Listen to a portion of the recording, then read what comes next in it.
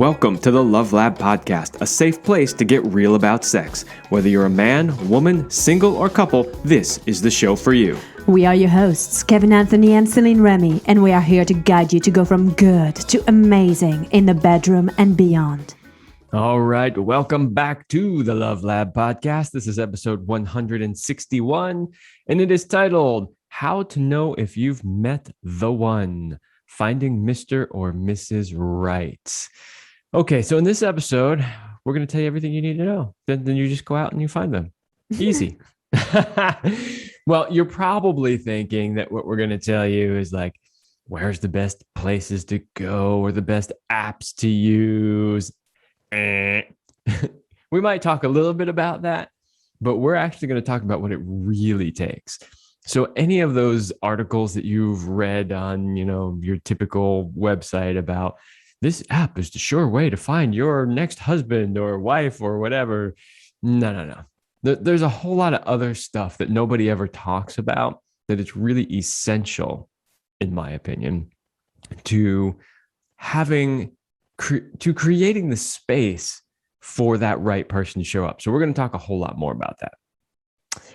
And you may not like it because it's easier to be like, I'm just going to go on the app or be depending on something outside of me. But we're going to actually look inside of you and see what needs to happen. But before we get started, let's give a big shout out to our sponsors, Power and Mastery. So if you want to join the secret club of men who are great in bed, then check out Power and Mastery at powerandmastery.com. It is the most complete sexual mastery training for men. Whether you want to have harder erections, last longer, or increase your sexual skills, there is something for you at powerandmastery.com. Okay, so we've got a list of 10 things that you need to do if you want to find Mr. or Mrs. Right.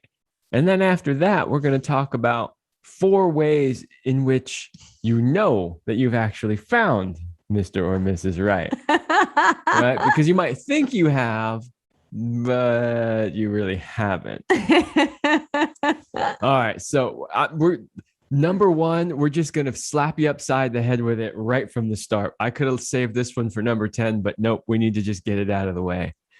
You have to deal with all your traumas first. Well, it's kind of a big thing you're sharing there, Kevin, like all your traumas, like how can you do all of that? I mean, do you have to wait until you're like 50, 60 or like... Okay, right. So it sounds like a bit of a daunting challenge, right? Because it takes people an entire lifetime to deal with this stuff. So yeah, maybe it's a bit much to say deal with all of them. But the point here is that wherever you go, there you are, right? You've probably heard that before. There's been whole books written about it. What that's really saying is that it doesn't matter what relationship you're in. You keep bringing your own junk with you from relationship to relationship, and then you keep wondering why the relationships never work, right? Well, the common denominator is you. You, exactly. You keep thinking it's all of them. It's most likely you. In almost every case, it is. And so the idea is if you really want to find the right person, you have to do the personal work to figure out what are your patterns? Where do they come from? How can you fix them?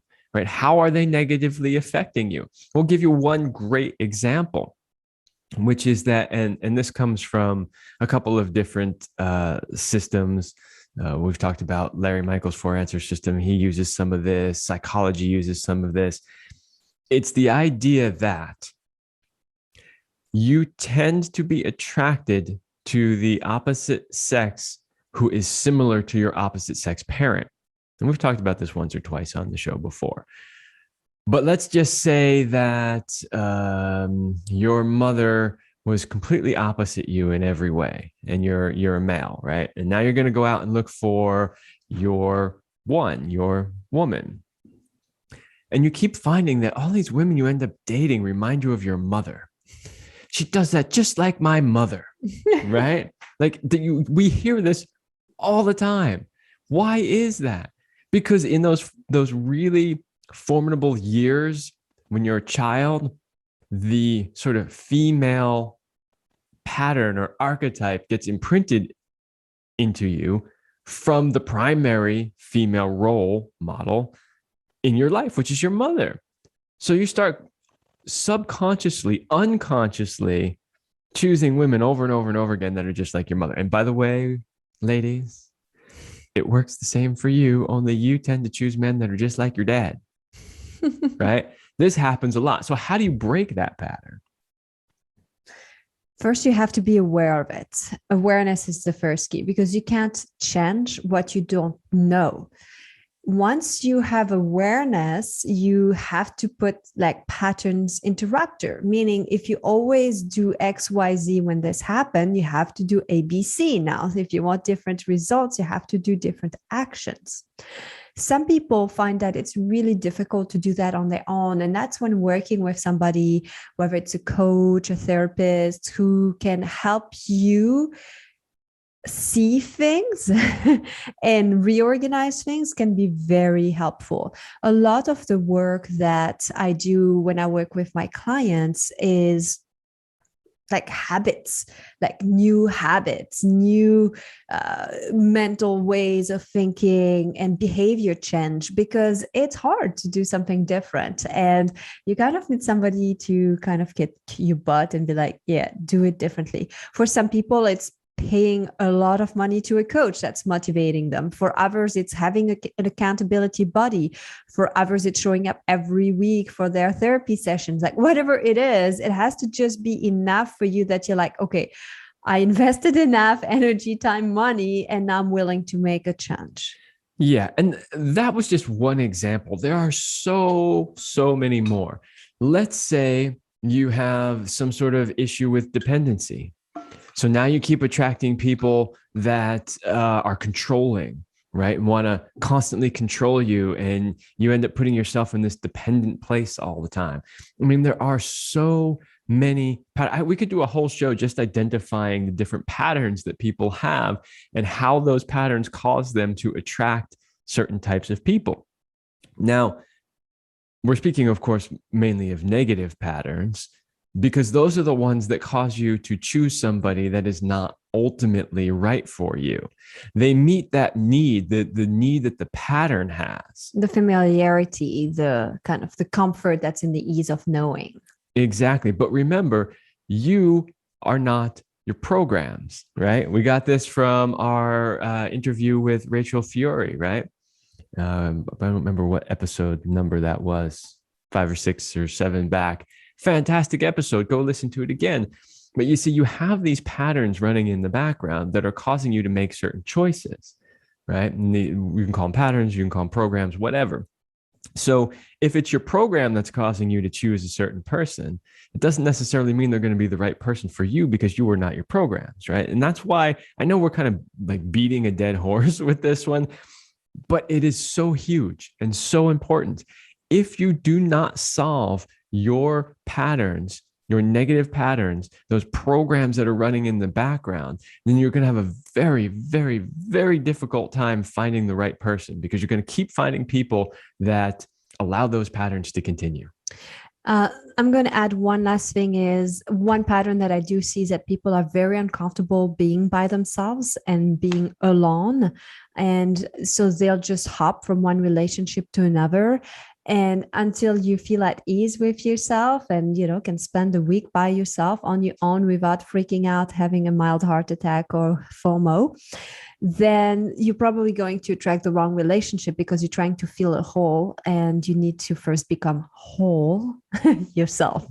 That is right. Number 2, you have to know what it is that you really want. So the basics that you apply in business are also, you can apply them to your relationship. When you want to achieve something in business, you set a goal, you put a date, you're very clear, these are the steps I'm going to take. And sometimes when it comes to relationship, people are just like, I'll just take whoever shows up or whoever's available. But until you really know what it is that you want, you are probably not going to attract the right person unless you are extremely lucky, which can happen. But most of the time, they're just going to be place fillers until you know what you want. Yeah. So this one is huge. When you coach people and they're constantly complaining that they never find the right one and he was this and she was that and blah, blah, blah, you start asking them, okay, well, what do you want? And then you get this blank stare. Well, start with Well, what you don't want. That's a good place. But then you have to move into that. What do you want? absolutely. So, a good practice that we have both done ourselves and that we guide other people to do too is like, if you're looking for a partner, sit down with a pen and a paper or do it on your computer, whatever you want, and literally make a list of what are the qualities that you would like in a partner. What are all the things that you like? Man, if I could have anything in the world in a partner, what would it be? And then also make your list of what we would call deal breakers. What are the things that absolutely are deal breakers? Like, there's no way, like if they show up, I'm out, right? Yeah. And, this is huge. Let's say that you never want to have kids. Then you shouldn't even start a relationship with somebody who wants to have kids. Or even somebody who's I'm a maybe. Mm-hmm. Right. So this is really huge. And one of the things that can help you do that, if you've had enough relationships in the past, honestly look at every one of those relationships and make a list of what worked and what didn't work. What did you like and what didn't you like? And that's a really great start. And every relationship that goes by, you'll get a little clearer, a little clearer. You go, oh, I didn't even know I wanted this, but this is spectacular. And another thing, you go, I really thought I wanted a person that was like that. And boy, once I had it, it was awful. If you're doing it right, each relationship should be a step up. Absolutely. If it's not, then you're not doing it right. Let's move to our number 3. It kind of connects to what we just talked about. So now that you've made your list, you know what you want. And by the way, just don't make it about like it has to be, I don't know, 36 C's and this waist or this type of hair. Unless you really would not date somebody who has this hair color, then please just allow the person to be who they are and just focus more on their qualities rather than the physical attributes. Otherwise, you'll stay very shallow. But now that you've made your list, the next question is, who do you have to become to attract that person?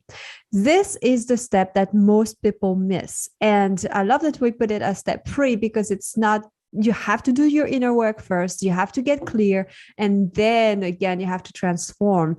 So the thing is, if you want to date somebody who is an outdoor person and you are truly an urban person who doesn't like to go out, these two probably won't get along. I mean, some people it works, but for most people it doesn't. So if you are truly set on having somebody who's an outdoorsy person, you are going to have to become more of an outdoorsy person yourself. Yeah, and there's many examples that we could give here. Like, let's say you're a guy and who you really want to date is like a supermodel, right? I'm just going to make this example really simple. You want to you want to date a supermodel, right? You want the woman with the perfect ideal body and looks and all that kind of stuff.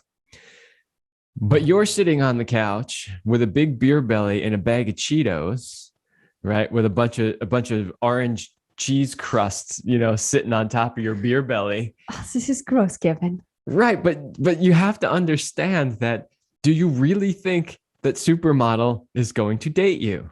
Only in movies. and not even really in movies, occasionally in movies, right? The point is that if you have your sights set on somebody or a certain type of person, ask yourself the question, what kind of person would they date? So, all right, let's leave the supermodel realm for a minute, right? Let's just say that you want to date somebody who is an entrepreneur and has a successful business and has stuff happening and going on, right? But you yourself aren't that. You have some, crappy job somewhere where somebody just gives you shit all day long and you just sit there and take it, right? And because that's just what you do and you need that crappy job, right? You have to realize that whoever it is that you want to be with, you have to kind of be at their level. And if you're not, you're never going to get what you want. right? So then you have to ask the question, how can I become that? How can I show up and become the type of person that this person would want to be with? Absolutely. And it's a good time to review the list. If you're like, I actually don't want to be that person, then maybe it's time to change who you are looking for if you're not willing to make the changes yourself. Absolutely. Let's move to our step number 4. We've talked about it a bit, which is about you have to break the patterns that are not working for you. So we talked about the traumas, and Kevin was mentioning the term patterns as well. So traumas, issues, and then patterns that are not working for you. I'll take an example that was happening for me. So most women can relate to that. Is we are being taught that in order to get what we want, we need to complain. Like we try to get things by bitching, moaning, complaining, even though it doesn't work. And that's the role models I had. And if you've listened to our interview with John Gray of how stress affects your relationships, he went quite in detail about how it's a really bad patterns for you to do that. So when the person I was with pointed out to me that he was not going to take this type of talk and he was out unless I changed, it was a very interesting dilemma that I had, and I had to work on myself. So those patterns that, oh my gosh, I realize I'm like my mother. And do I want to be that person? No. And so you take one at a time and decide this is no longer going to be me. And of course, sometimes you still fail. When you fail, you say, oh, you stop and you say, sorry, went back into a pattern. Let's redo this. You take responsibility. And after a while, it becomes a new norm and it becomes who you are. Yeah, and thank you for explaining, because we are kind of using the word pattern a lot. The reason why this has its own number here and it's not the same is because you have your traumas from your childhood, from the rest of your life, from past relationships, from your parents, teachers, whatever. But then you've got patterns that you do, like how you communicate, right? Or do you complain all the time? Or do you always look for people in a certain place but never find them because it's not the right place, right? There are things that you are doing that we also call patterns that obviously are not serving you because they're not bringing you the results that you want. So then you have to look at those and go, okay, is this really working for me? If not, it's out of here. All right. Number 5, go to places that you like and do the things that you like to do. Okay, I had to put this on here because I have this conversation all the time with people when it comes to dating. They're like, where are all the good, I don't know where to find the good men. Where are all the good women? Or this, it comes up all the time. Here's the thing. Society tells you that if you're single and you want to meet somebody, well, nowadays they mostly say get on an app. but prior to that, they would say, go to a bar, go to a club, go to a whatever. Okay. If your life really revolves around going to clubs every weekend and dancing or DJing, and that's your thing, and that's what you like to do, then that may very well be a good place to meet somebody. But if that's not your everyday thing, and it's just like, well, I don't know where else to go out and look for people, you're probably not going to find what you're looking for. And the reality is that you need to find somebody that is compatible with you, somebody that likes the same types of things that you do. So if you're really more of a homebody and, maybe on the weekend, what you really want to do is get up early and go for a hike in the forest somewhere, but you don't know where else to go find people. So you go out to the club or the bar down the street or whatever. You're probably going to find somebody that really just wants to stay up all night long and sleep in the morning. That's going to be a problem, right?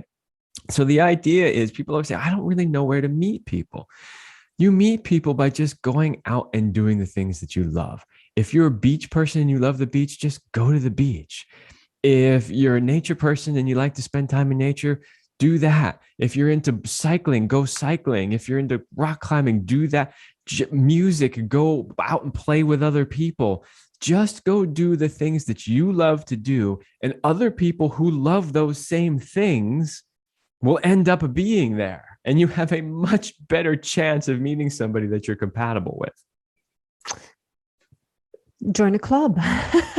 Yeah, join a club. Exactly. Whatever it is. There's a lot of cool things. Or what is it you've always wanted to do, but was like, No, not really. I don't have time, or I don't know if it's really me. It's the time for you to try these things out. Maybe you love to travel the world and you want a partner that's going to travel with you. So go travel and stay in hostels or places like that and meet other people who are also traveling the world. Like, Yeah, when I was traveling, I traveled by myself. I was 23 and I never traveled alone. Like, I mean, I traveled by myself to the country, but like you said, once I would get to the hotel, I would there was a lot into yoga. So I would take yoga classes, I would meet people, then I met friends, and we decided to travel together, which was really cool because sometimes traveling by yourself as a woman can be difficult. So there was a man there, then I met a woman, and we shared a hotel room together, which was really cool. Got the costs down. I mean, I never was alone. That's what I'm trying to say, even though I was traveling by myself. So it's just all about that willingness to be open to meeting other people and opening up. yeah. So, these are all in a very specific order. And there's a reason why the one that comes next relates to the one before it, right? That's on purpose. So the next one on the list is be 100% yourself and authentic.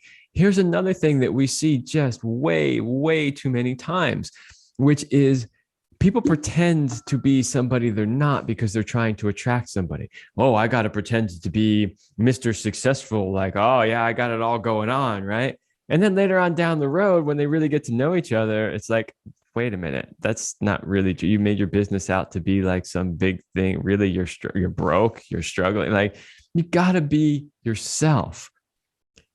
If you attract somebody because they think you're somebody other than who you are, it's never going to end well. It's never going to end well. And it's not going to go where you want it to go.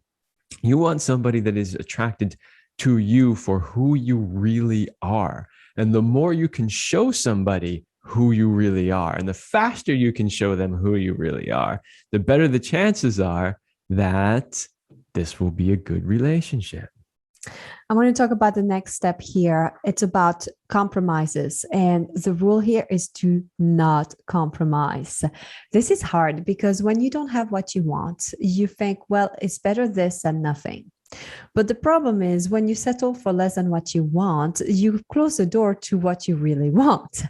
And you could end up 3, 5, 10 years down the road having missed the boat of what you wanted truly to do or meeting that person. And, if you're a woman, you might have missed your fertility window, like whatever, don't compromise. It's okay. Like, remember, how many are we on Earth now? 7 billion? 7.5 billion. Yeah, or right. So. Granted, not everybody is of dateable age. Exactly. But there are billions of people available. And with technology, it's so much easier now for people to connect from all over the world, where you still get to meet, even though you don't live right next to each other. So it opened up for people to connect further than they would have.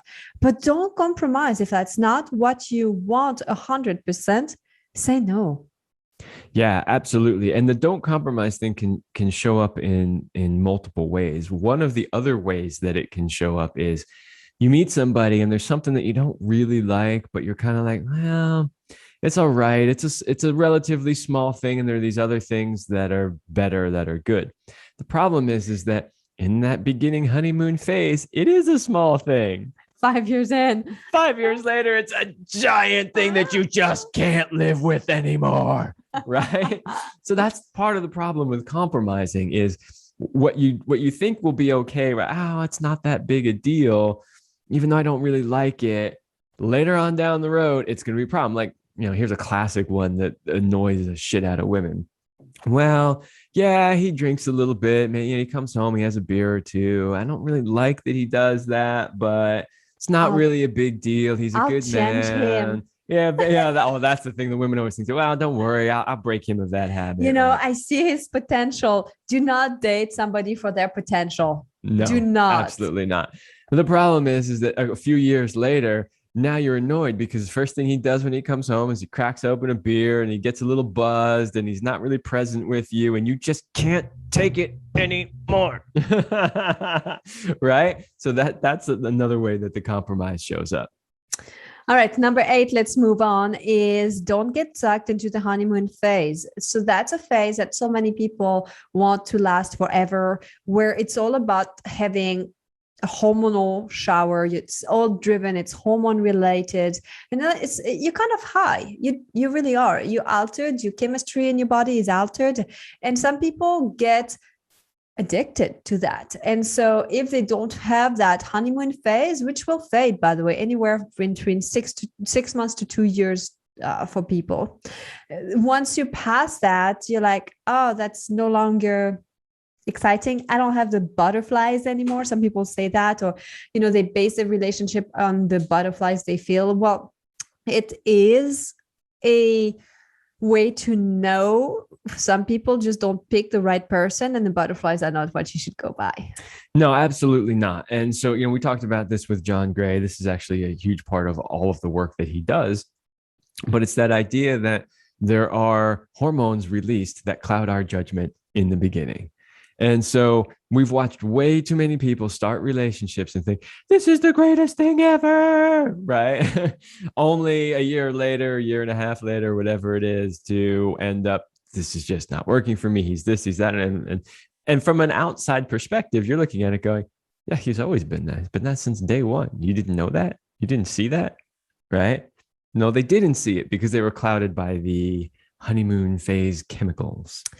All right, so we've got 2 more signs, and then we'll give you 4 ways to know that he or she is the one. But before that, we have an invitation for you.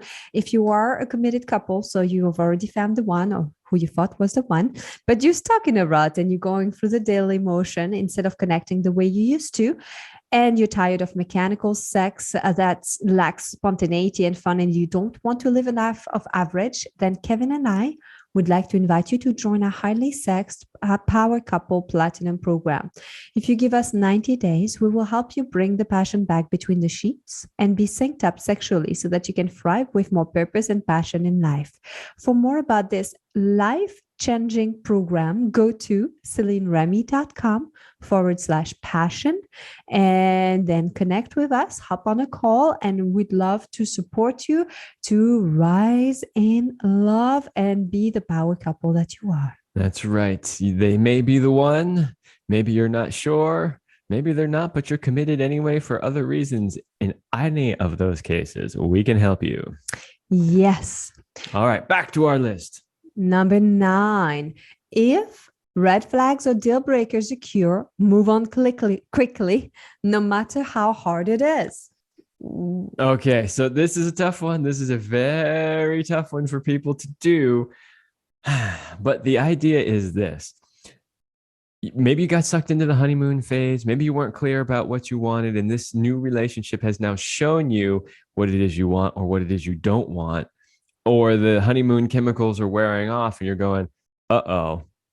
It's always better to end it sooner rather than later, because the longer that you stay in this relationship that is not right for you, the harder it's going to be to move on, right? It's going to be harder to say, okay, I'm done, I'm out. And then even if you are done and out, the pain that you'll go through as a result of that will be significantly harder. And this is a trap that a lot of people get caught in. Well, I know, but we've been together for 3 years and blah, blah, blah. And trust me, we love people that are in love. It doesn't matter if you're man, woman, 2 women, 2 men, whatever. Like, we just love the fact that people are in love and want to stay together. And we highly encourage that. And we do everything we can in our coaching work to try to help people stay together. But sometimes that's not the right thing to do, right? Sometimes it really isn't. Sometimes it's just more pain for everybody involved. And if you realize that that's the situation you're in, then you need to take the hard steps to change it and move on as quickly as possible. Last step, it's on step number 10. If you know that you have a pattern or have poor choices, or like what we call a broken picker, meaning you just pick the wrong guys or girl every time, then seek help. Like really, whether it's paid coaching, whether it's friends who have a healthy relationship and, like kind of have them have access to your dating profile, or send them the photos of the guys or girls you're thinking about, men or women you're thinking about dating, like whatever that is, get a second opinion, get some help in helping you see when you choose wrongly. And listen when they tell you it ain't the right person. Yeah, absolutely. So, this kind of goes back to some of the things in the beginning about some of the patterns that we have and the traumas that cause us to behave in certain ways. But a lot of people have a lot of trouble being able to select people that really are good for them. They will over and over and over again pick somebody that is not right. How do we know this? Because we've both done it more times than we care to admit. I was terrible at picking people that were right for me. And what's funny is when Céline and I first got together, we thought, well, obviously we're attracted, we wanted to have sex with each other, but we didn't think that we were compatible in any way.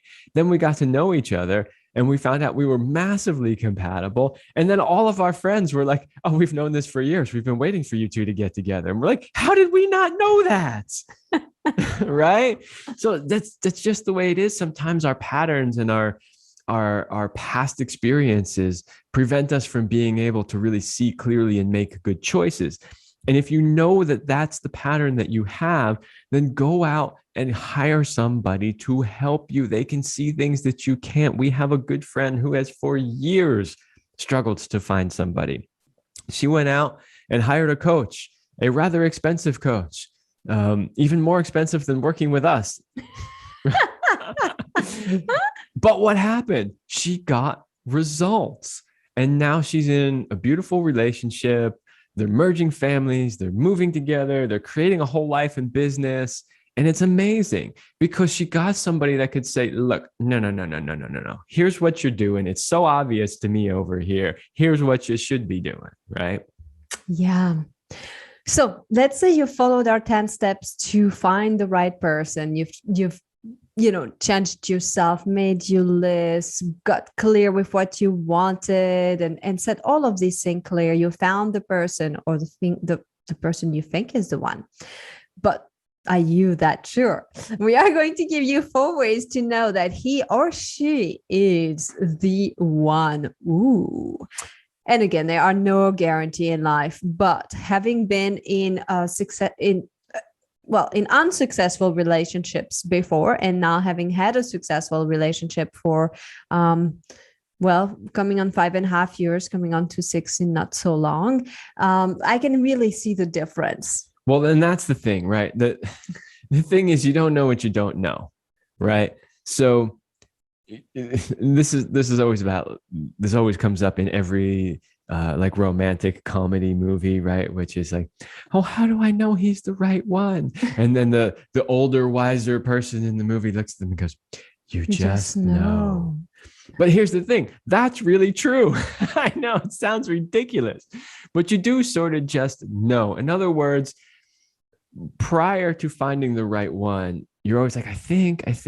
But when you find the right one, you go, oh, there's a huge difference here that I have never seen before, right? Yeah. And there's something too about you no longer looking. And maybe I will put this as number 1 and I'll add that's a bonus, right? Is when you are with the right person, you are no longer looking.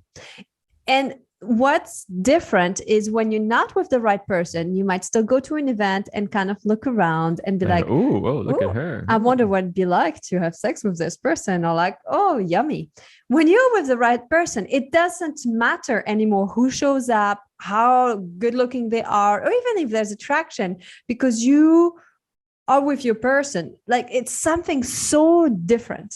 Absolutely. And honestly, if you're listening to this going, I have no idea what they're talking about, it's just because you haven't found the right one yet. Mm-hmm. And when you do, you'll go, oh, I get it. I know exactly what they were talking about. Okay. So that was our bonus. That was bonus. You're actually going to get 5 things now on the list.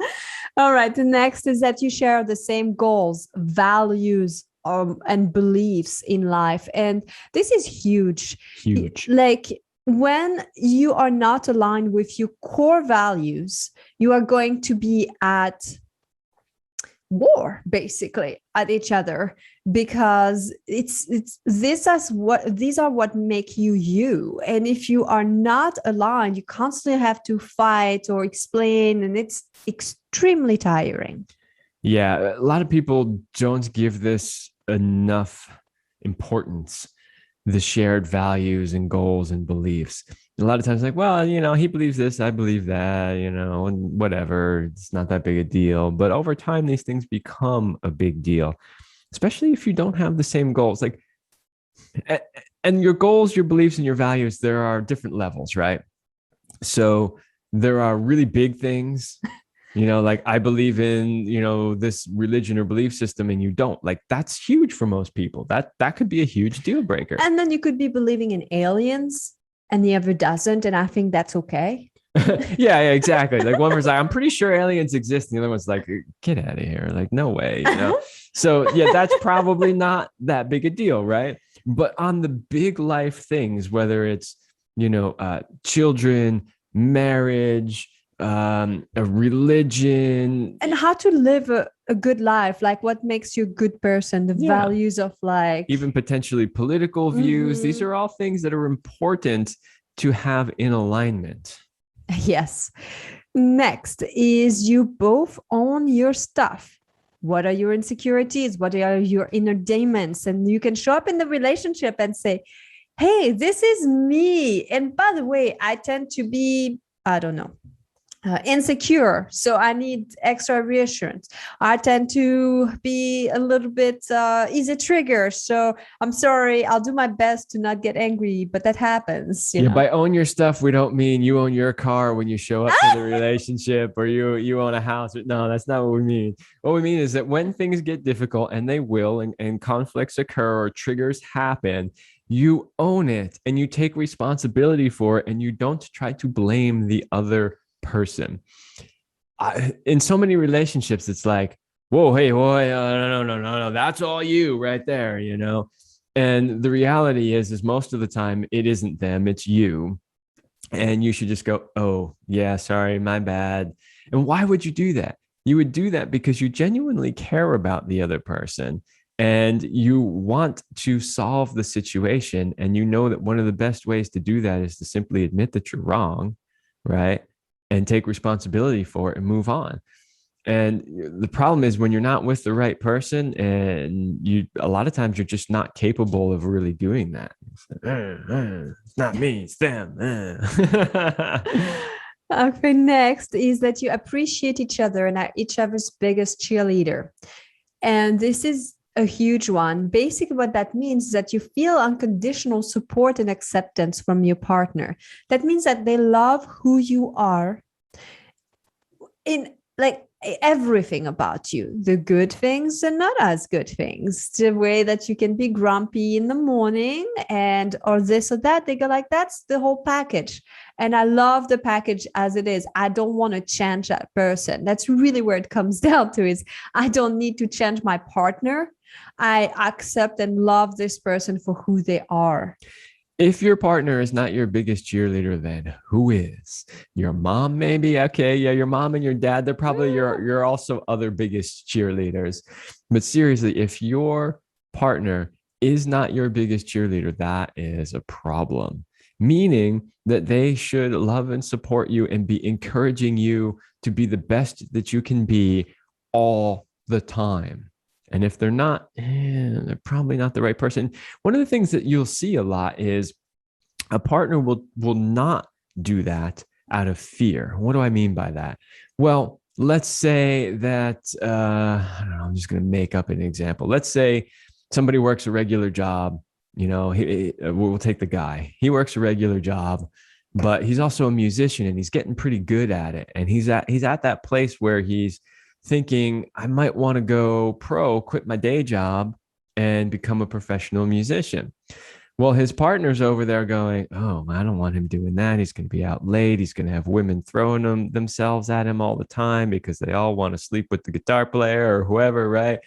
And she might start sort of slowly said, no, you don't want to do that. Oh, the chances of you being successful are not real good. But it's all this sort of subtle sabotage stuff, where what she should be saying is, I love you so much that I want you to be happy in this world. I want you to do what you love. I want you to be successful doing something that lights you up every day. And anything I can do to support that, I will do.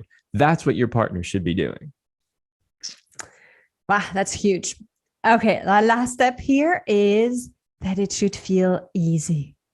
Oh, yeah. Last but not least, there's this misconception that relationships are hard, they're hard work. And if you're soulmate, you're going to be like, I don't know, like hurting each other over and over to move through your trauma. Anybody who's had a long, successful relationship has been through hell and back to make that happen.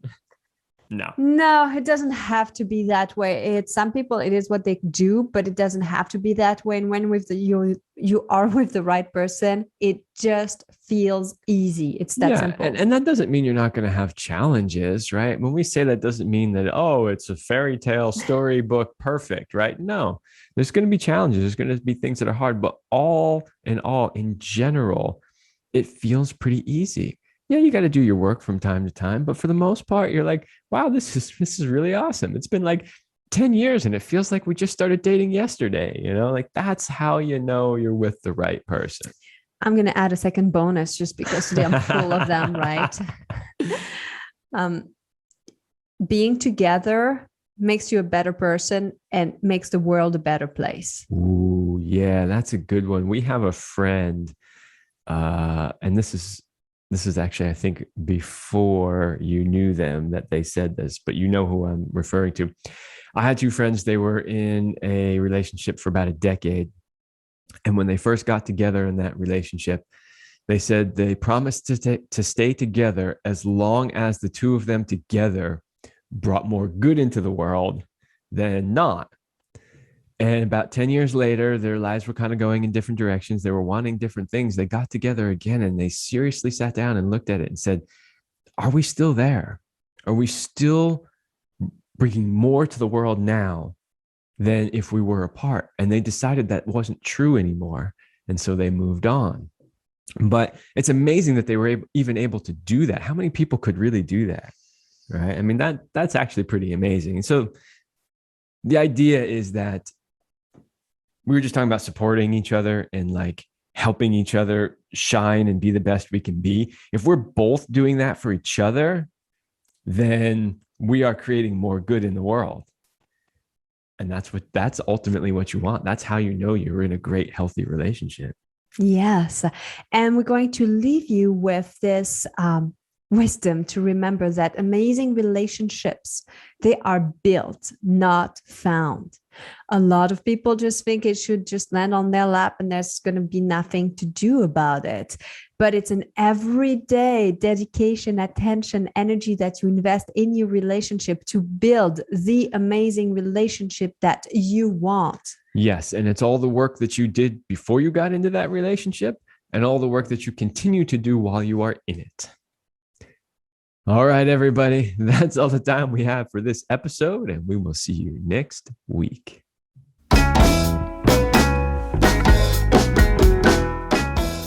We hope you liked this episode of the Love Lab podcast. If you enjoy this show, subscribe, leave us a review, and share it with your friends. And for more free, exclusive content, join us in the Passion Vault at CelineRemy.com/vault. That's CelineRemy.com/vault. Thanks for listening. And remember, you're amazing.